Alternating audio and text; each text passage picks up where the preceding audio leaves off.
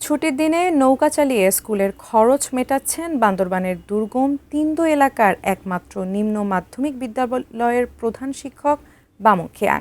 সামাজিক যোগাযোগ মাধ্যমে ছড়িয়ে পড়ার পর তার নজরে আসে প্রধানমন্ত্রীর। স্কুলটিকে সরকারিকরণের নির্দেশ দিয়েছেন তিনি। এতে স্বস্তি আর আনন্দ এলাকাবাসীর। বান্দরবান প্রতিনিধি মিনারুল হকের পাঠানো তথ্য ছবি নিয়ে টেক্সট রিপোর্ট।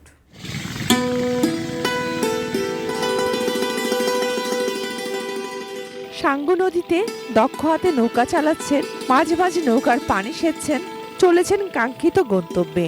তিনি কোনো সাধারণ মাঝি নন, নাম বামুন খিয়াং। তিনি তিন্দো নিম্ন মাধ্যমিক স্কুলের প্রধান শিক্ষক। বান্দরবানের থানচি উপজেলার দুর্গম এলাকা তিন্দো রেমাকৃতে যাতায়াতের একমাত্র উপায় সাঙ্গু নদী। এলাকায় কোনো মাধ্যমিক স্কুল নেই, আছে কয়েকটি প্রাইমারি স্কুল। আর একমাত্র নিম্ন মাধ্যমিক বিদ্যালয়টি 2022 সালে যুবক বামুন খিয়াং এর হাতেই গড়া।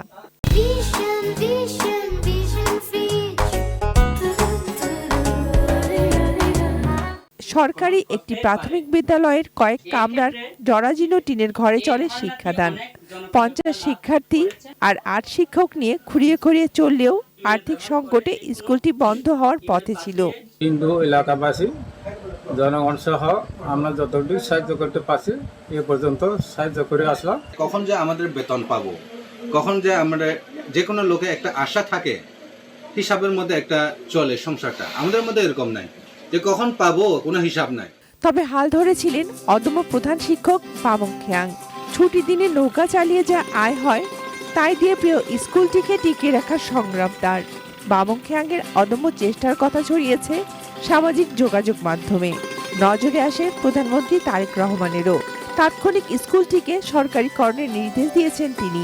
ধন্যবাদ জ্ঞাপন করতেছি, কারণ আমাদের অনেক দিনের আশা আকাঙ্ক্ষা পূরণ হতে চলেছে।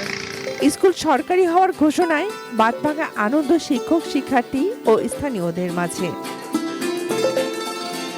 Shakil Aziz, desk report, ATN news.